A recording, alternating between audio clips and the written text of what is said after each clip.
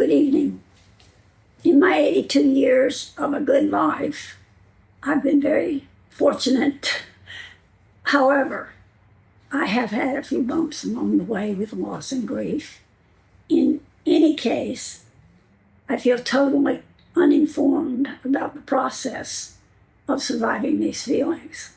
No one has helped me through the devastating times, those times, but I can tell you that my solutions for coping, knowledge accumulated over the years might make one sad, but it can make one stronger.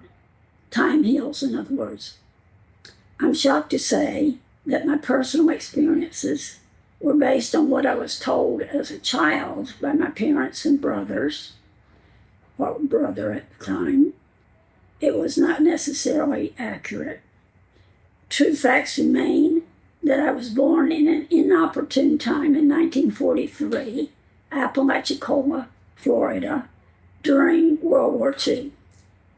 My father was a Bucknell graduate and did not pass the military exams during the war. He was employed in the U.S.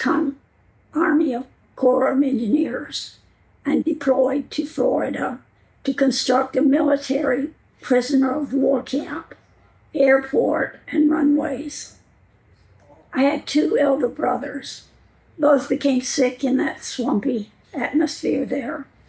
The city is on the New River and the Gulf of Mexico, where polio, typhoid fever, malaria, and dysentery was rife. Encounters with disease-bearing mosquitoes, snakes, alligators, bears were common experiences for the women who were left behind during the war. My elder brother was sent to a northern disability home 4 months before I was born. He died alone there a month before I was born, although I didn't understand this loss. I could feel it. My mother had studied nursing before getting married, but could not cope with this loss. She was about 32 and became more distant and what is today called depressed. My other brother, Tommy, contracted typhoid fever when I was 2, and they said it was Typhoid Mary that infected him, although she was dead already years before that time. Tommy had to go to a hospital in isolation, and my mother had to nurse him there because there was a shortage of nurses during the World War II. He survived with complications, and I found a new adventure with my father. I lost my mother for a while because my father was deployed to Atlanta, Georgia, 2 years. He took me with him, and I spent my life in a back seat of our car, parked under his office window in our family car. I was in quarantine at the time, so no one could have come near the car. He was a loving father, and I felt wanted for the first time in my life. Loss can become positive as well. When I was 6 years old, we moved all back together again. And I asked my mother why she was so sad. I never heard her laugh until I was 35. She didn't even smile. Meanwhile, another brother was born, and she began to talk to me. She said she loved me, but was just not able to care for a daughter. It saddened me, but when I asked about my grandmother, I was told she died too. Then I suffered loss. Throughout my life, I missed that wonderful woman. She worked for her family to get her sons through college and university and educated in the 1920s by washing clothes, cooking, cleaning houses, and sold her hand-quilted blankets in her spare time. All the things my mother couldn't or wouldn't do or teach me. During the 1950s, I became a teenager. These were sad times during those years in the South of USA. I felt the brunt growing up in that society that showed no respect for black people, females, or foreigners. Girls were allowed no disobedience, strict moral statute, and not accepted in higher education. Similar to my mother's ideas, girls were to be polite and good, not educated, informed, or opinionated. Unfortunately, during these years, I lost my two friends who tried to end their pregnancy and died in the process.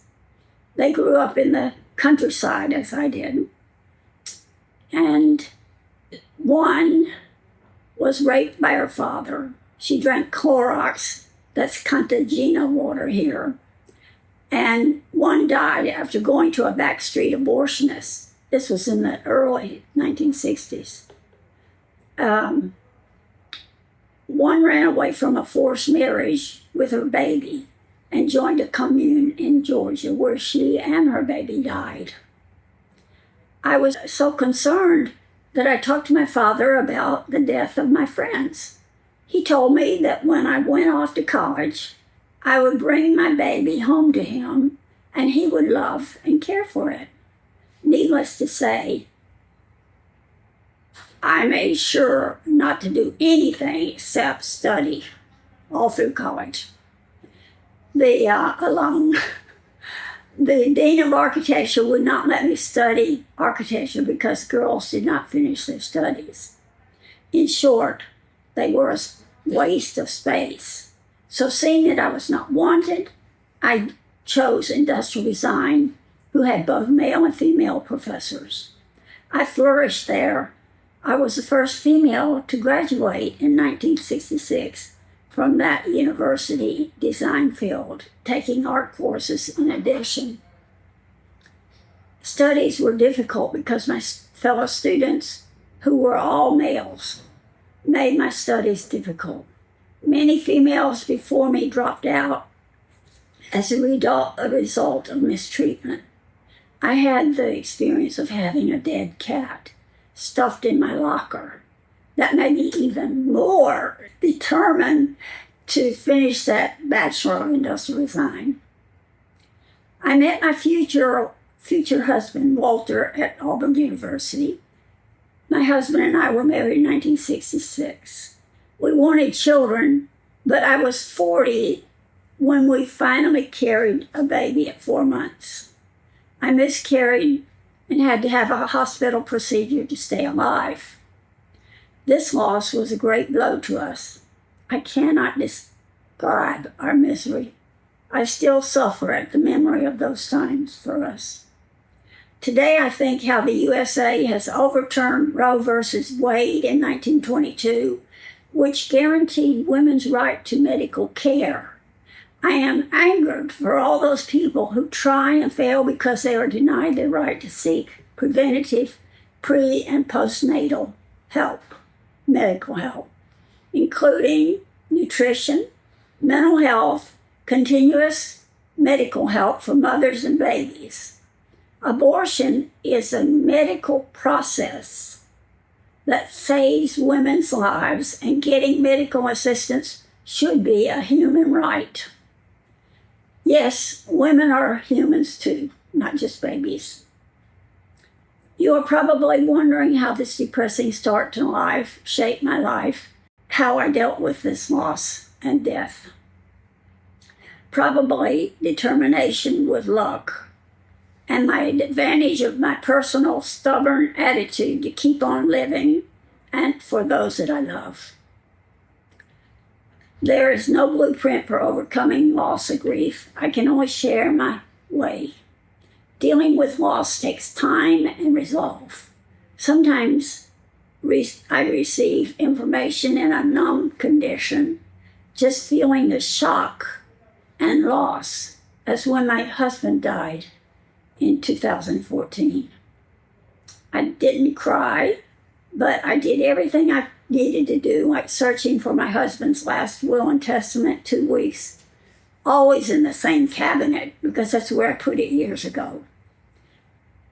So I finally found it where I put it, but it has slipped down below. Then, out of exhaustion, I slept 2 days or more, determined to overcome the facts, fears, and depressing realities. I also wailed and cried and felt the loss deep in my heart. That's how I behaved as a child, as an adult.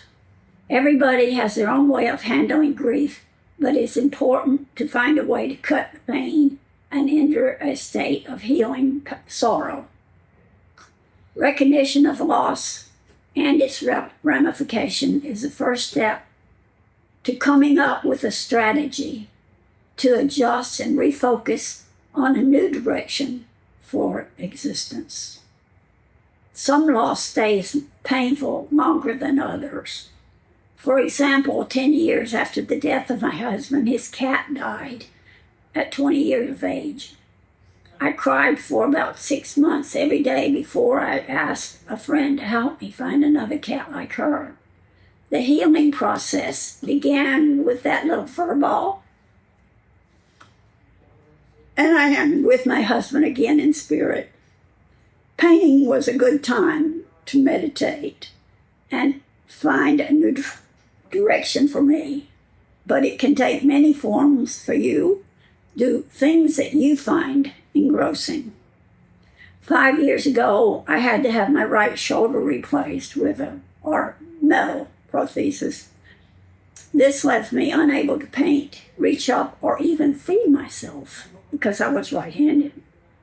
Physical disability is especially difficult for me because work and painting were my liberating experiences, both challenging and calming.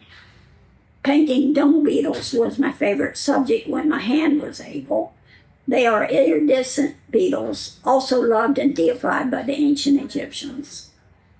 I admire their contribution to the ecosystem and their tenacity to keep on rolling dung balls to house their eggs and feed their babies. If blocked, they just go around the barrier and find a new way. This behavior is the core of my being and my view of life, too. Under my current physical limitations, I have found landscaping design as a way to satisfy my creativity. My cat and I go out every day and dig pathways across a 75% slope of land. Terracing is a practical method of making the slope less dangerous.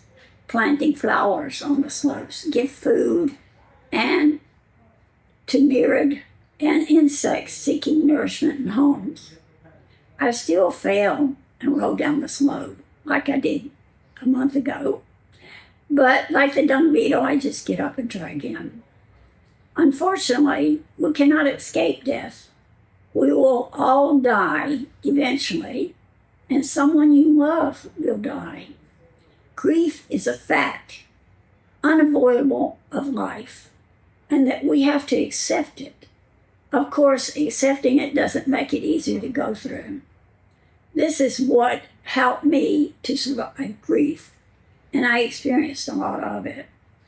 Strength and determination to accept loss and finding something to refocus your existence on is very important. Do something that gives peace and happiness to you and others.